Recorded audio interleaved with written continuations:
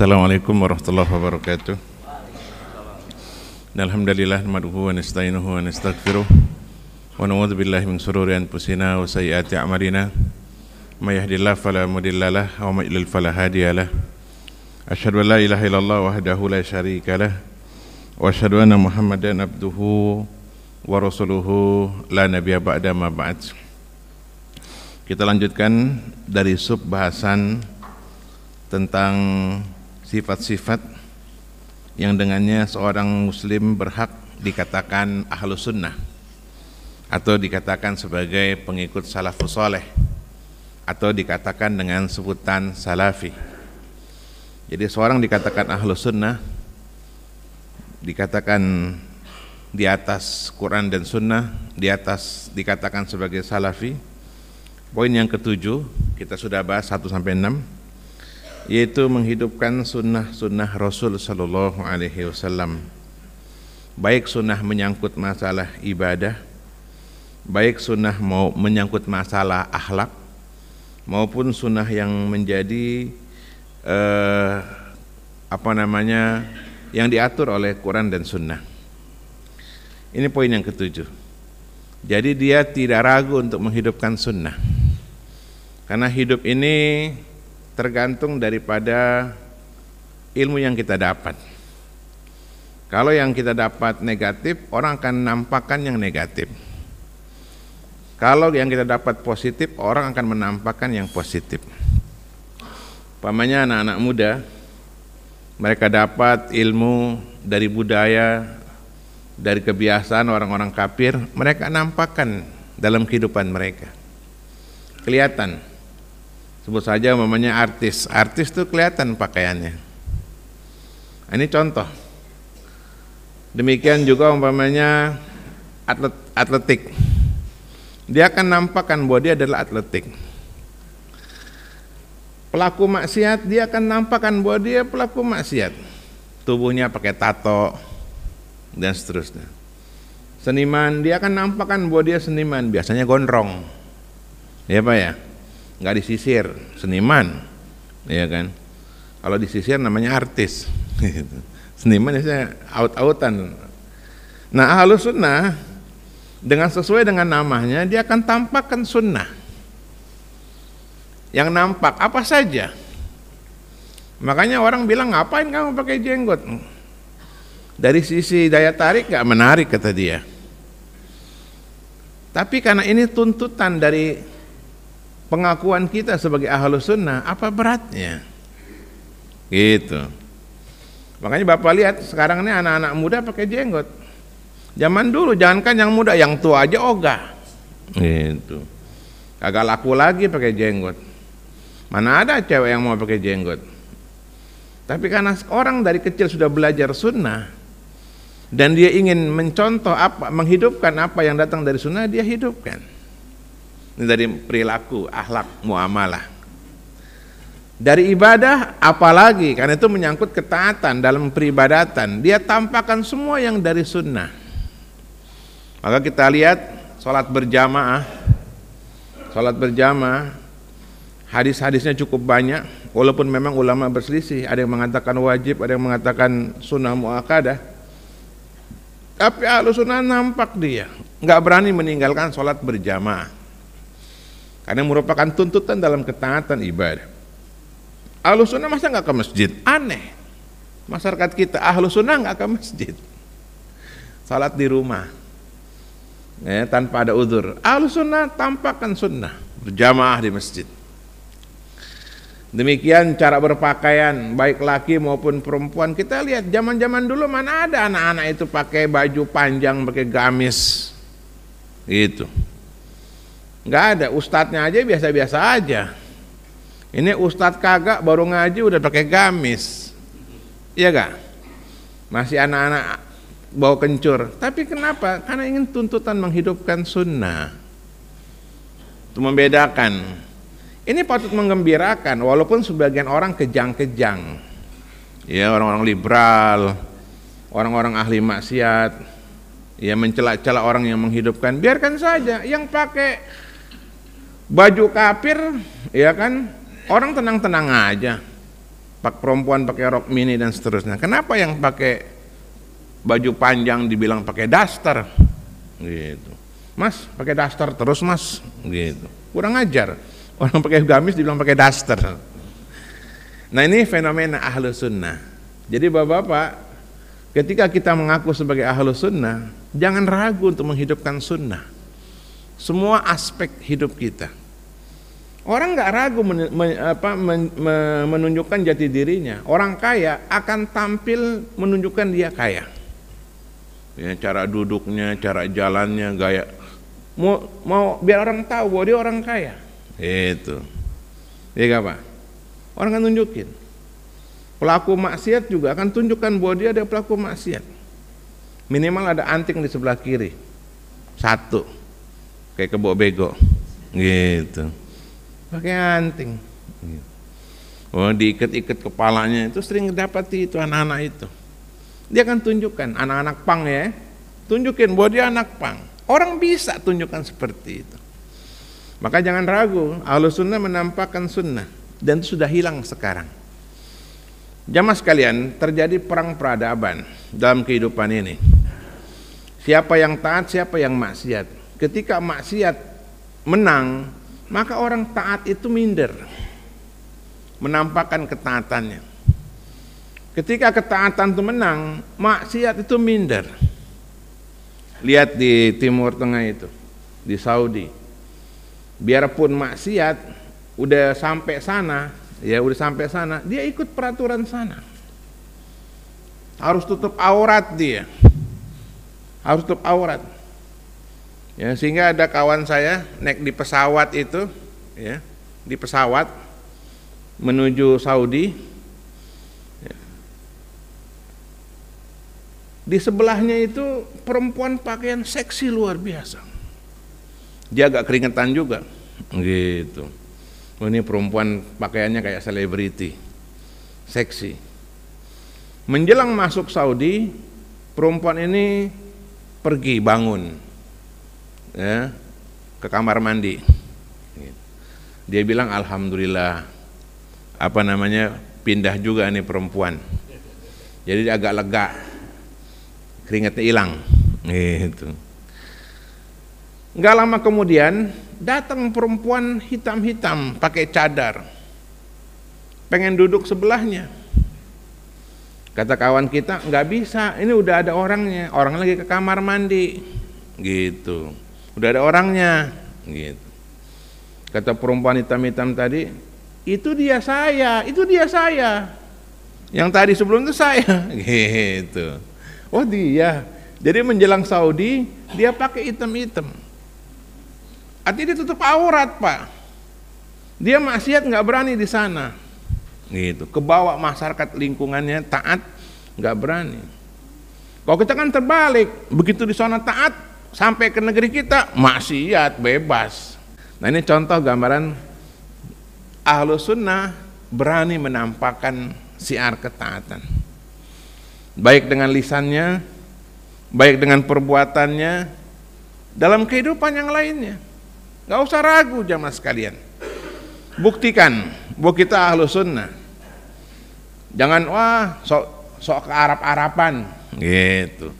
Dia ke barat-baratan biasa-biasa aja. Ya. Nah hidup itu pilihan. Perhatikan bapak-bapak, ibu-ibu. Ya, ini pilihan. Siapa yang kita hidupkan, itulah identitas kita. Kalau kita baik, kita akan hidupkan yang baik. Kalau kita maksiat, pelaku kejahatan, kita akan hidupkan kejahatan. Makanya kita lihat seorang itu nggak bisa dipungkiri, melainkan dari perbuatannya. Ini poin yang ketujuh. Jadi baik muamalah maupun masalah ibadah kelihatan ya, sehingga ada masjid sunnah, ada masjid bid'ah, kelihatan mana masjid sunnah, dia hidupkan siar-siar sunnah. Kapan harus speaker keluar, azan. Kapan nggak perlu pakai speaker, gitu. Kalau ahlu speaker wal jamaah semua pakai speaker, ya kan. Mau zikir, mau baca Quran, mau nyanyi pakai speaker, namanya ahlu speaker wal jamaah, gitu. Makin kencang speakernya, makin kencang juga suaranya itu. Iya, pagi-pagi ya Pak ya, bangunin orang, namanya. Padahal bangunin orang ada syariatnya kalau mau. Azan subuh yang pertama. Kalau menghidupkan sunnah, azan subuh yang pertama. Ada Pak, azan subuh yang pertama. Ini tercantum di hadis Bukhari dan Muslim dan seterusnya. Karena di masa Nabi punya dua muazin. Ada Bilal dan Abu Mahzurah. Ya, dua orang muazin. Kata Nabi, jangan kamu terperdaya dengan azannya Abu Mahzurah. Abu Mahzurah azannya itu belum masuk waktu. Bilal sudah masuk waktu. Ya, dua azan. Kalau mau hidupkan boleh. Ya, tapi disosialisasi dulu. Jangan kaget, wih, assalam. Setengah 4 dia jam 4 udah azan. Nah, jadi kalau di sebagian tempat ya, yang pernah saya tahu kayak di Cirebon, di Jakarta ada.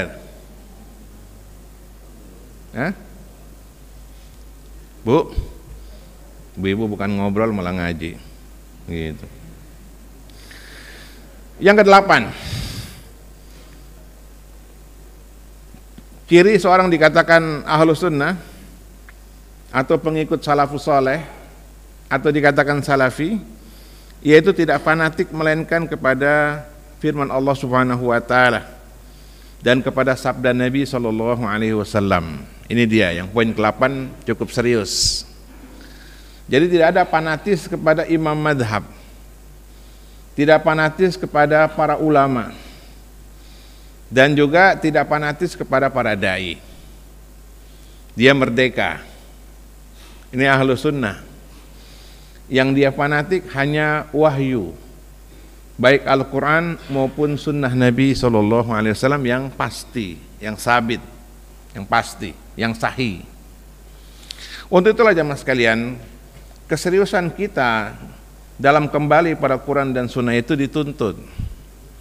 Kadang kita ngaku balik pada Quran, kembali pada sunnah, tapi dalam kehidupannya kita masih fanatisme. Lihat sebagian kawan-kawan kita yang terjebak dengan suatu kelompok, ya, pengajiannya hadis, dibaca Bukhari, Muslim, tapi nggak mau sholat di masjid tempat lain kecuali masjid dia. Aneh. Kajiannya hadis Pak, kajiannya hadis. Lihat teman-teman kita itu, sebagian itu, ya, LDI, kajiannya hadis. Kita malah bukan hadis ini, kitab-kitab yang ditulis oleh manusia. Kalau mereka nggak mau, pokoknya Quran dan hadis, Bukhari, Muslim dibacain tiap pengajian itu, sampai 6 kitab hadis selesai. Berapa kali saya diskusi sama mereka, mereka bilang kita sudah hatam 6 kitab hadis. Hebat. Tapi kenapa kok kita dianggap najis? Gitu. Kenapa dilarang sholat di masjid yang lainnya? Ini yang nggak ada dasar. Fanatis yang luar biasa, sampai nggak mau sholat di tempat yang lain. Gitu. Itu kalau haji gimana sholatnya itu di haram? Iya kan? Bingung dia. Iya Pak ya? Ya kan di haram, Masjidil Haram. Kalau Masjid Nabawi sholatnya gimana? Emang dia ada ya masjid ini? Konon katanya mereka ada masjid sendiri di sana, walaupun nggak dikasih pelang. Gitu. Coba kalau haji mereka, sholatnya di mana? Di haram.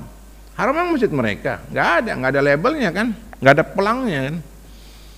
Ya, atau dia aneh memang. Nah ini contoh fanatis yang luar biasa. Nggak mau sholat kecuali di masjid dia. Kalau Jumatan di kantor, dia keluar cari masjid khusus dia di kantor itu. Dia keluar dari kantor Jumatan. Ini nggak benar. Fanatisme kepada siapapun nggak boleh. Fanatisme kepada Quran dan Sunnah Nabi. Kata Ali bin Abi Thalib, al-haq la yu'rafu birrijal. Kebenaran itu nggak bisa diukur dari orang per orang. I'rifil haq ta'rifu ahlah.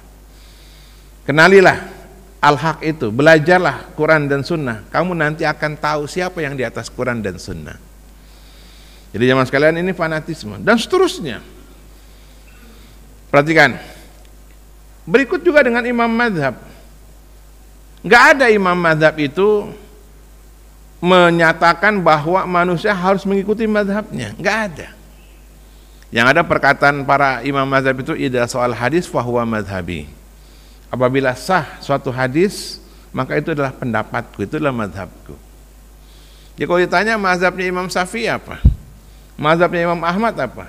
Nggak ada. Mereka kembali tetap pada Quran dan Sunnah dan memahami dengan kaidah-kaidah. Makanya dalam belajar, Pak, siapapun gurunya harus tahu mana dalil, mana pendapat. Saya ulangi, mana dalil, mana pendapat. Yang diikuti dalil, bukan pendapat orang. Ya. Contoh, ketika ada dalil larangan menyentuh perempuan yang bukan mahramnya, haram hukumnya, orang nggak boleh ngikut. Ya, yang penting kan niatnya. Kalau ada orang kiai, ustadz atau ulama bilang yang penting kan pendapatnya, itu cuma pendapat orang, perkataan orang. Ketika Nabi melarang, ya sudah tinggalkan. Gitu. Ketika datang sunnah Nabi SAW yang melarang perempuan sapar tanpa mahram, perempuan sapar tanpa mahram sekalipun saparnya itu haji atau umroh, ini sudah kita pegang. Nabi yang ngomong, Nabi yang bicara. Kalau ada orang yang mengatakan ya nggak apa-apa, yang penting aman, itu kan hanya pendapat. Nah, kita dituntut ngikutin dalil, bukan ngikuti pendapat. Sama pengajian siapapun juga.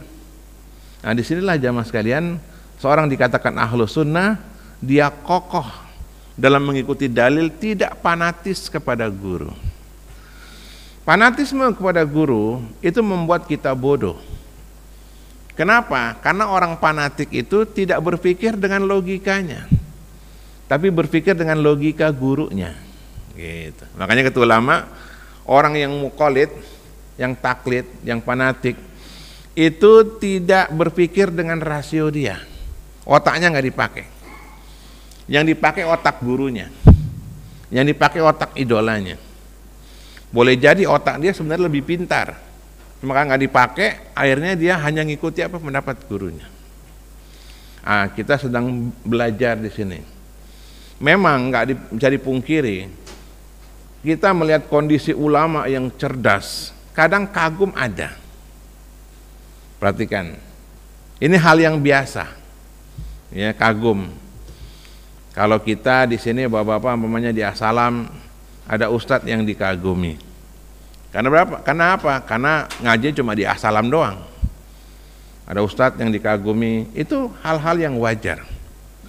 Kalau orang sudah belajar umpamanya di Jamiah di Madinah, kalau orang belajar di Mesir umpamanya, maka dia lebih terbuka lagi wacananya. Kenapa? Sudah ngelihat langsung sama ulama, sudah duduk langsung dengan ulama, melihat kecerdasan pada ulama.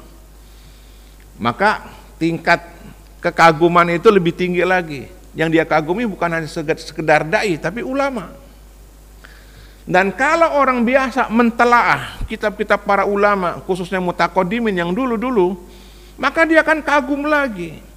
Bagaimana otaknya Imam Malik, bagaimana otaknya Imam Syafi'i, bagaimana otaknya Imam Ahmad, bagaimana otaknya Abu Hanifah. Lebih kagum lagi. Nah, kekaguman ini hal yang lumrah, asal tidak fanatik berlebihan. Wah, kalau nggak pendapat fulan nggak sah. Kalau nggak fatwa si fulan tidak sah. Tidak boleh fanatik. Apalagi masalah itu memang masalah ijtihadiyah, dan banyak ijtihadiyah di kalangan bab-bab fikih maupun bab-bab muamalah.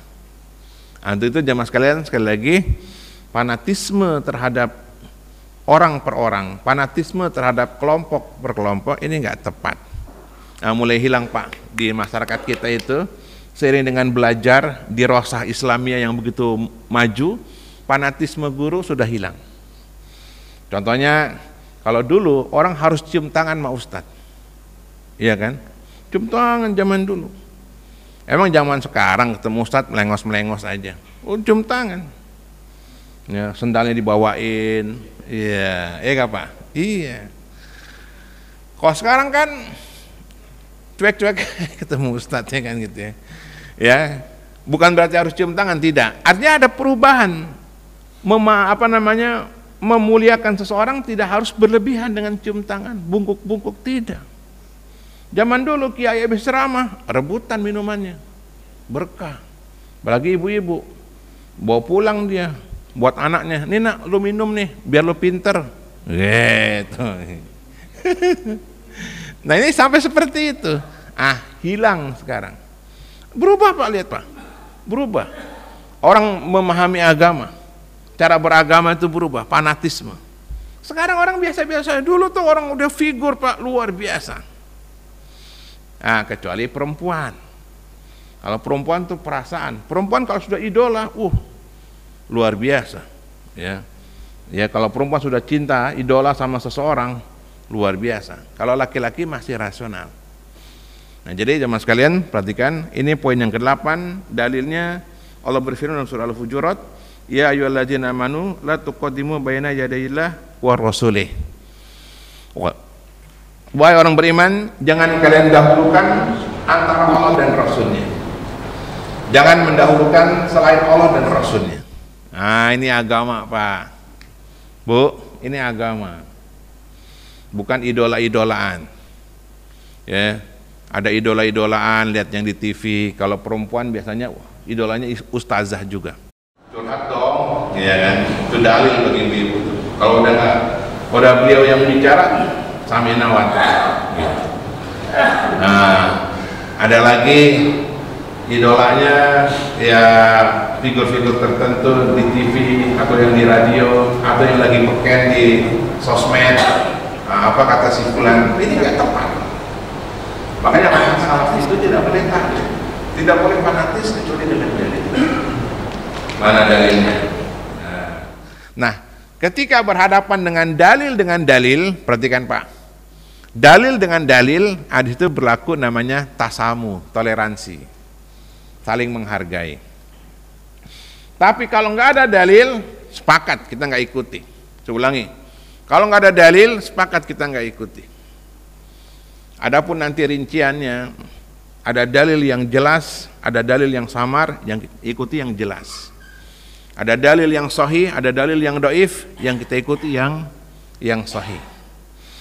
Ada dalil yang nasih, ada dalil yang mansuh, yang kita ikuti yang nasih. Nasih itu yang menghapus, mansuh itu yang dihapus. Ada dalil yang telah ijma', ada dalil yang masih diragukan, kita ikuti dalil yang ijma'. Nanti lebih rinci. Ini sekarang ini kita bahas global dulu. Seorang dikatakan ahlu sunnah itu yang global dulu. Nanti setelah ini baru ada rinciannya Pak, lebih menarik lagi. Nah ini yang ke-8 jamaah sekalian. Jadi fanatisme itu terjadi karena memang kita kurang, orang bilang sekarang kurang pikniknya, kurang piknik. Gurunya itu aja, ya sudah. Wacananya seperti katak dalam tempurung. Tapi begitu dia ajak ke Mesir, diajak ke Madinah, diajak ke Yaman, lihat ulama yang namanya hadis di luar kepala itu, 6 kitab hadis itu di kepalanya, melongo-melongo orang, gitu. Iya, sama kita ikut daurah ulama itu, hadis arba'in, innamal a'malu binniyat. Ulama mengatakan ini saya biasa menjelaskan hadis innamal a'malu binniyat 21 pertemuan. Gitu.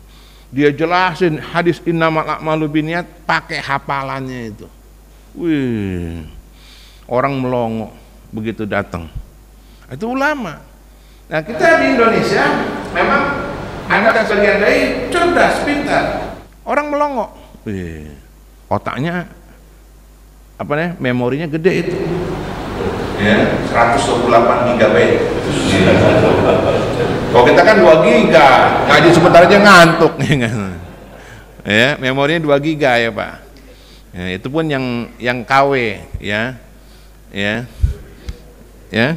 Yang kelas 6 ya, kelas 6. Ya, kalau memori kan yang bagus yang kelas 10 Pak. Iya, kelas 10 yang bagus. Jadi transfernya cepat. Kalau yang 6 lemot. Gitu, iya kan? Makanya beli kartu memori yang kelas 10 bilang, yang kelas 10 bukan kelas 6 gitu. Beda harganya, Pak. Nah, ini kembali bahasan kita. Jadi supaya nggak fanatis ya, itu belajar kepada banyak guru. Imam Bukhari saja gurunya 1000. Imam Bukhari gurunya 1000 dan 1000-nya ulama. Wacananya bagus. Gitu. Makanya kemarin saya ketemu anak baru semester 6 liburan dari Madinah, cerita, Ustadz, teman-teman itu fanatis bener luar biasa sama sebagian dai. Ya wajar. Dia baru ketemu Ustadz itu. Ya antum kan sudah ke Madinah, sudah ketemu ngelihat para ulama itu. Jadi wacana antum lebih terbuka. Udah banyak piknik orang bilang, gitu. Ketemu sana, ketemu sini, gitu. Ah itu proses, Pak. Jadi kekaguman pada tingkat kagum orang boleh. Wah luar biasa Ustadz ini, penguasaannya dan manhajnya lurus, akidahnya lurus. Orang kagum, sah. Tapi fanatis, kalau nggak dia salah. Kalau nggak dia bukan ahlus sunnah, ini nggak tepat. Ya, fanatisme salah dalam agama. Fanatisme hanya kepada Al-Quran, fanatisme hanya kepada sunnah Nabi Sallallahu Alaihi Wasallam. Ya, sama kayak teman-teman kita datang ke masjid, ya, minta izin dakwah. Kalau yang ngisi dia, ya, kalau yang ngisi dia, datang 3 hari mampir ke sini. Ada yang 1 minggu ngajak orang-orang ke masjid, ketok-ketok pintu, ayo Pak, ada pengajian di masjid, gitu. Ya Pak ya, kan pernah gitu ya. Itu kalau yang ceramah grupnya. Coba yang ceramah saya, mau gak dia manggilin orang? Gak mau, gitu. Kita sewa deh, kita bayar. Gak mau, Mas, panggil-panggilin dong masyarakat dong. Lu temen lu mau lo, gitu. Masa ustadz yang di sini nggak mau? Nah itu karena fanatisme. Nah jadi bapak-bapak di sini, ibu-ibu, tolong kita belajar agama, nggak boleh fanatisme. Ketika ustadz benar sesuai dengan Quran dengan Sunnah, kita katakan benar. Ketika guru ustadz salah, keliru, apakah dia lupa atau dia nggak ngerti atau sengaja memang dia salah, katakan salah. Dan ustadznya juga sekalipun nggak boleh fanatik dengan pendapat dia. Dia harus siap merevisi kalau pendapatnya salah. Ya, terjadi diskusi Imam Syafi'i dengan Imam Abu Ubaid, sama-sama ulama pada waktu itu.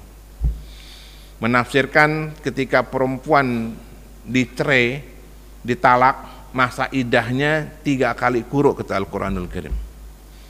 Jadi kalau perempuan dicerai oleh suaminya, ditalak, maka masa idahnya, masa menunggunya itu 3 kali kuruk. Apakah kuruk ini haid atau kuruk ini suci? Imam Syafi'i berpendapat kuruk itu adalah haid. Imam Abu Ubaid mengatakan kuruk itu adalah suci dari haid. Debat. Masalah kuruk saja Pak. Al-Quran tidak menjelaskan apakah itu haid atau apakah itu bersih. Debat. Akhirnya Imam Syafi'i yang tadinya berpendapat haid berubah. Berpendapat itu kuruk adanya bersih dari haid. Tuhur. Ya. Imam Abu Ubaid yang tadi berpendapat bersih berubah. Kuruk itu adalah haid, terbalik. Gitu. Bisa begitu. Gitu. Kenapa? Karena mereka tidak fanatik terhadap pendapatnya sendiri. Makanya Pak, orang yang fanatik itu orang yang bingung. Begitu dia fanatik sama gurunya, tiba-tiba gurunya berubah. Nah lo, ayo. Iya. Misalkan saya ditanya, Ustadz, gimana hukumnya jual beli mata uang? Jual beli mata uang, apa namanya? Money changer, ya money changer, ya. Jual beli mata uang. Apakah ini boleh atau riba? Ini masalah fuqaha, bukan kapasitas sembarang orang bicara. Misalnya seorang ulama mengatakan money changer haram karena ada riba di situ, pertukaran duit, gitu. Wah dia fanatik. oh kata ustadz ini haram. Nah ustadznya mikir lagi, ternyata boleh. Nah orang yang sudah fanatik kepada ustadz tersebut, yang tadi dia ikut-ikutan haram, ustadznya berubah, mau berubah gak dia? Malu sendiri. Makanya orang fanatik sama guru, sama ustadz, begitu ustadznya berubah pendapatnya, bingung sendiri. Bingung sendiri. Maka saya pribadi seringkali nanya sama beberapa guru kita, Ustadz apakah pandangan Ustadz tentang ini masih tetap seperti dulu? Masih. Gitu. Ustadz apakah Ustadz masih berpendapat seperti yang dulu? Udah enggak. Gitu. Iya. Jadi ulama itu Pak, dalam satu kondisi kadang berubah-berubah fatwanya. Contoh masalah kodok. Ada ulama tadinya bilang haram, dia mikir panjang, kemudian dia bilang halal lagi. Kemudian dia dapat kaji lagi ilmu, dia bilang haram lagi. Itu proses-proses ijtihad itu bisa berubah-berubah. Sama kayak hadis. Ya, seperti umpamanya hadis mengazankan bayi. Mengazankan bayi. Awalnya si Albani mengatakan mengazankan bayi hasan hadisnya. Hadisnya hasan. Ya. Oh, sehingga orang tuh lihat Albani aja menghasankan bayi, hadis mengazankan bayi. Boleh. Hasan kata si Albani. Walaupun ulama lain mengatakan dhaif. Lihat Albani bilang hasan. Belakangan si Albani meralat. Ya, meralat mengazankan bayi hadisnya lemah. Ayo. Si Albani udah merubah nih, lemah hadisnya. Nah, orang yang fanatik bingung sendiri, Pak. Makanya fanatisme ya, itu dilarang dalam bahasa agamanya ta'assub. Ya, ta'assub kepada ra'yu, kepada pendapat seorang guru, seorang dai, seorang ulama, ini harus dibuang dalam Islam. Yang dia pegang adalah dalil Al-Qur'an dan Sunnah. Wallahu a'lam bishawab. Yang ke-9, satu lagi, Pak. Ya. Poin yang ke-9, ciri khas di antara orang dikatakan ahlus sunnah atau pengikut salafus soleh atau salafi adalah tegak amar ma'ruf nahi munkar. Ini yang bikin masalah. Lu mau bener sendiri lo, semua orang disalahin. Bukan. Memang ciri khas ahlus sunnah begitu. Dia nggak diam. Benar kata benar, salah katakan salah. Ini ahlus sunnah. Perhatikan. Dia tegakkan amar ma'ruf nahi munkar. Baik penyimpangan itu masalah akidah, baik penyimpangan itu masalah ibadah, atau masalah-masalah yang lain. Dia tegak. Nah, amar ma'ruf nahi munkar, sekali lagi, ini memang secara umum tugasnya penguasa, Pak. Hadis man ra'a minkum munkaron falyughayyirhu biyadihi. Barang siapa yang melihat kemungkaran, rubahlah dengan tangannya. Ini bagi orang yang mempunyai kekuatan. Kalau di masyarakat, penguasa. Makanya ahkamu sultaniyah, hukum-hukum milik penguasa adalah menegakkan amar ma'ruf nahi munkar. Jadi kalau penguasa nggak menegakkan amar ma'ruf nahi munkar, dosa. Dosa penguasa. Di luar penguasa adalah orang-orang yang punya kekuasaan. Seperti bapak di rumah, guru di sekolah. Jadi kalau bapak di rumah lihat kemungkaran, anak istrinya diam saja, dosa bapak. Kalau kepala sekolah lihat kemungkaran, anak-anaknya di sekolah, dosa kepala sekolahnya. Gitu. Kalau direktur melihat kemungkaran karyawannya, dosa direkturnya. Nah, ini amar ma'ruf nahi munkar. Fa ilam yastati fa bilisani. Kalau nggak mampu dengan kekuatan, maka dengan lisan. Yang dengan lisan siapa, Pak? Ulama. Dengan mulut, ulama. Jadi jangan, ulama cuma ngomong doang. Memang ulama tugasnya ngomong. Gitu. Yang pakai tangan adalah Satpol PP. Satpol PP, coklat-coklat. Iya kan? Iya, dia yang hajar itu, gubuk remang-remang, ya kan? Ulama hanya fatwa. Dia yang menghancurkan kemungkaran gitu, tempat-tempat kemaksiatan gitu. Satpol PP kan gitu, Pak ya. di backup sama aparat gitu. Nah, kalau nggak mampu dengan lisan, maka tolak dengan hati. Wadzalika ataful iman, itu selemah-lemah keimanan. Nah, amar ma'ruf, perhatikan, seorang dikatakan ahlus sunnah, tegak amar ma'ruf. Baik masalah akidah, kesyirikan, penyimpangan, baik masalah ibadah seperti bid'ah, baik masalah muamalah seperti yang haram-haram, tegak. Makanya beberapa teman-teman yang jualan kelontong nggak lagi jualan rokok, gitu. Walaupun omsetnya jatuh, ya dia nggak berani lagi. Dia jual yang halal-halalan, yang jelas-jelas saja. Ini dia. Teman-teman yang jualan pakaian, tadinya jualan pakaian yang tabarut, pakaian perempuan-perempuan yang dia rubah, dia ganti jualan kerudung. Ini khas Ahlus Sunnah, dia berani amar ma'ruf nahi munkar, menegakkan amar ma'ruf nahi munkar. Dia larang istrinya pakai minyak wangi keluar rumah, itu standar kewajiban dia. Dia larang anak perempuannya tidak pakai jilbab. Nah, dia perintahkan anak laki-lakinya ke masjid, itu amar ma'ruf nahi munkar, standar keluarga dulu, Pak. Keluarga.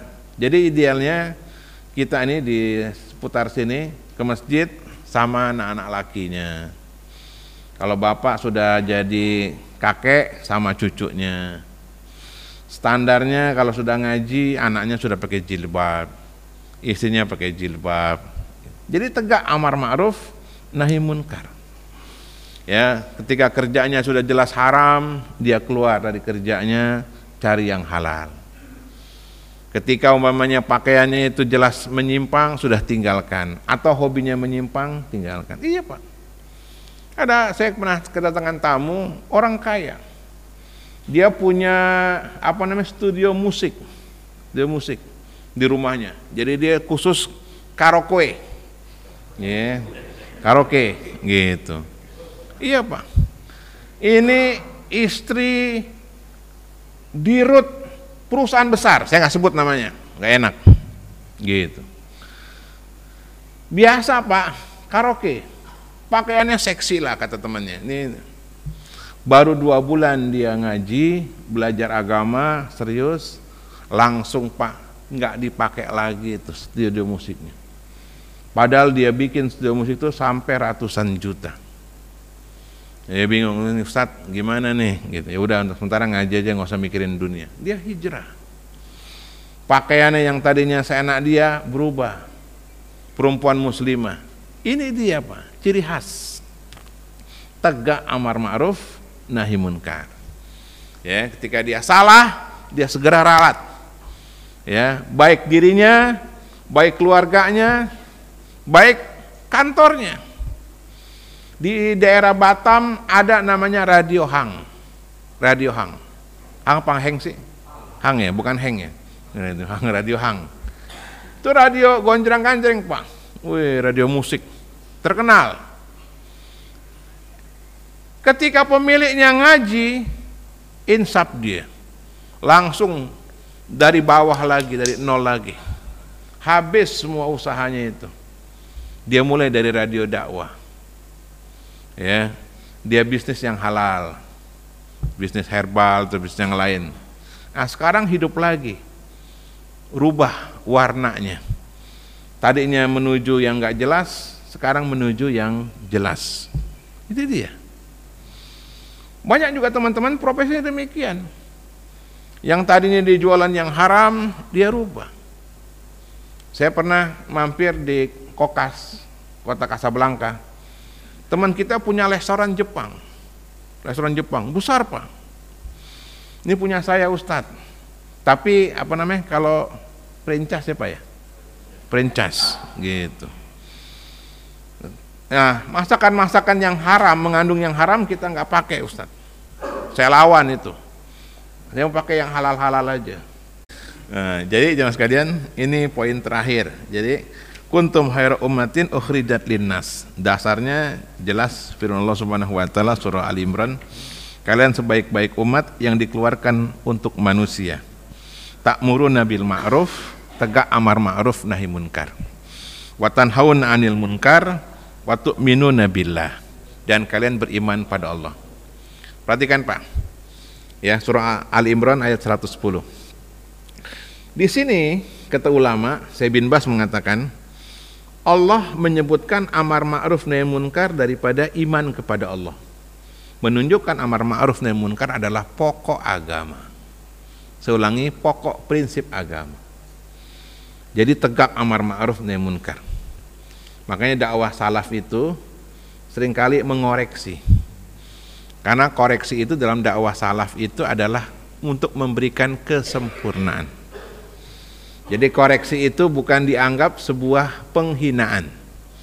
Koreksi itu tidak dianggap sebagai sebuah perlawanan. Koreksi itu sebuah penyempurnaan. Contoh, kitab Riyadhus Shalihin. Bapak tahu Riyadhus Shalihin Pak ya, kitab yang bagus tentang masalah akhlak.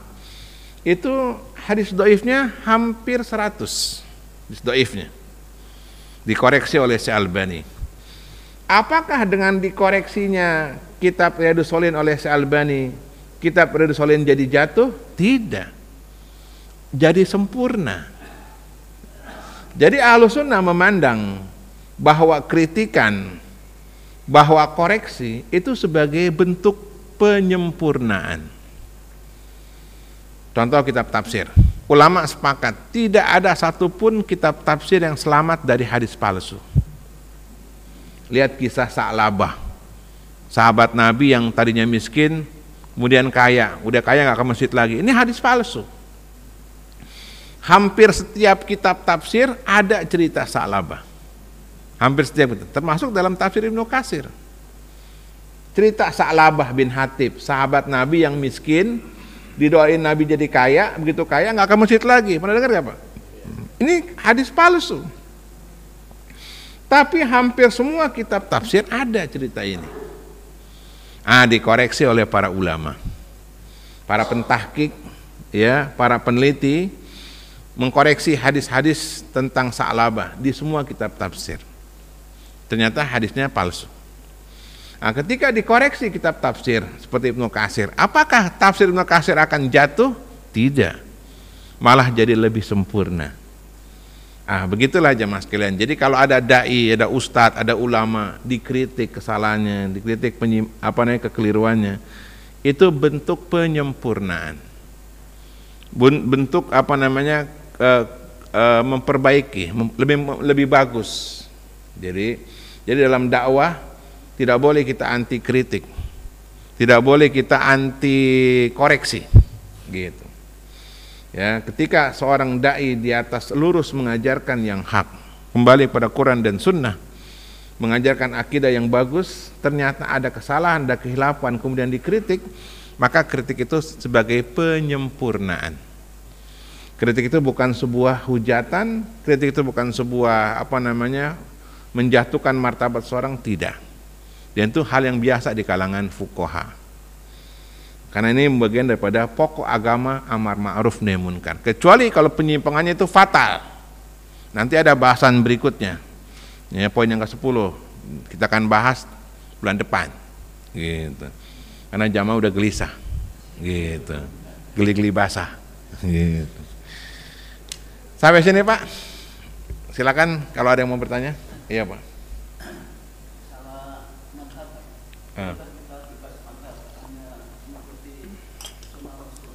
Memang nggak ada perintah ngikutin mazhab, nggak ada. Ulama tanya, ada nggak perintah ngikutin mazhab? Tidak ada. Mazhab itu sebagai sarana kita memudahkan dalam beragama. Jadi ketika suatu pendapat, suatu masalah, ya misalnya suatu masalah, ketika turun dari sujud, mana yang kita ikuti? Apakah kaki duluan atau tangan duluan, gitu. Di situ ada dua pendapat ulama, ulama A, ulama B. Kita melihat mana yang kita lihat. Jadi ulama itu memudahkan kita. Ternyata umpamanya yang kontemporer antara Syekh Albani dengan Syekh Utsaimin. Syekh Utsaimin berpendapat turun sujud tuh kaki duluan. Ya, iya lutut duluan. Kaki atau lutut duluan. Syekh Albani berpendapat turun sujud itu adalah tangan duluan, cuma dua pendapat. Gak mungkin kepala duluan. Gitu kan. Tiga sujud ya. Ya, cuma dua pendapat itu saja ya kan.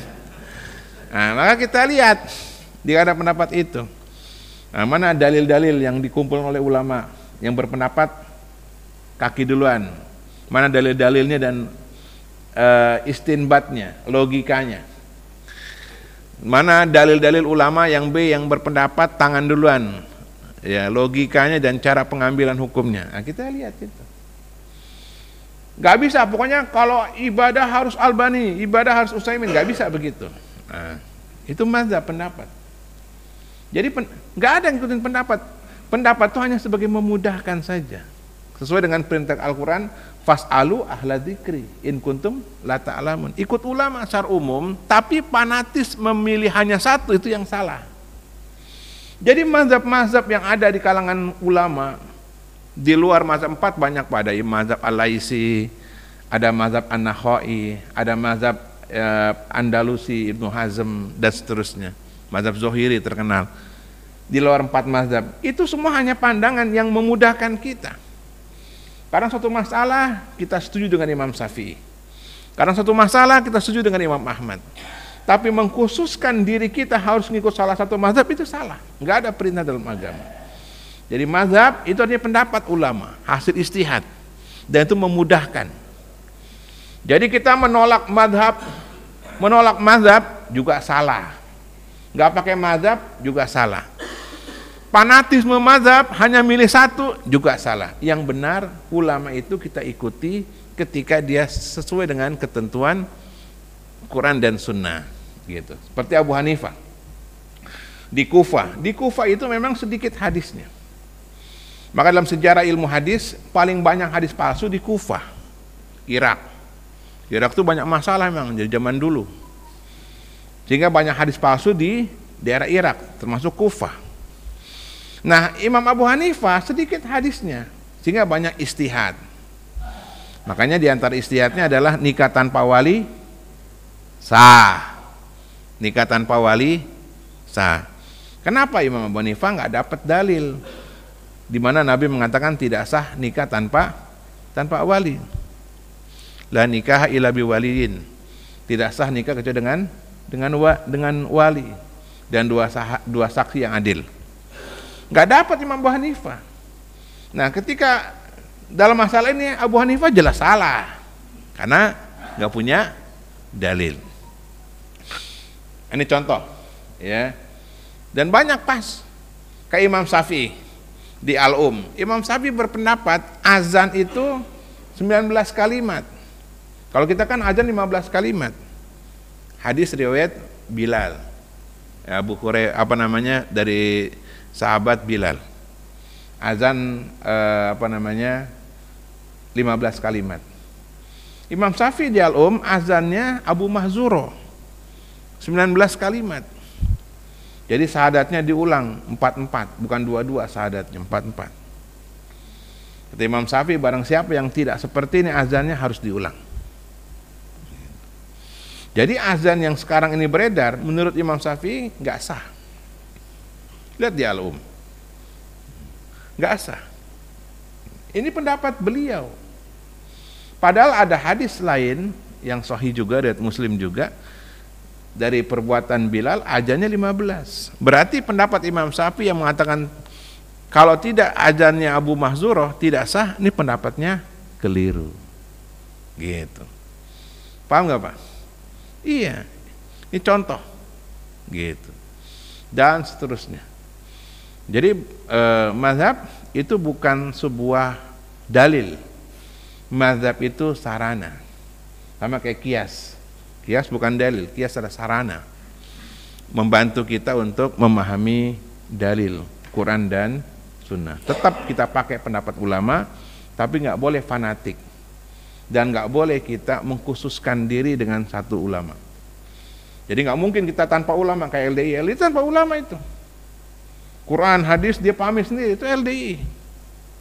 Kalau tanya kamu ulamanya siapa? Nggak pakai Syafi'i, Hanafi, Ibnu Taimiyah, siapapun nggak pakai LDI.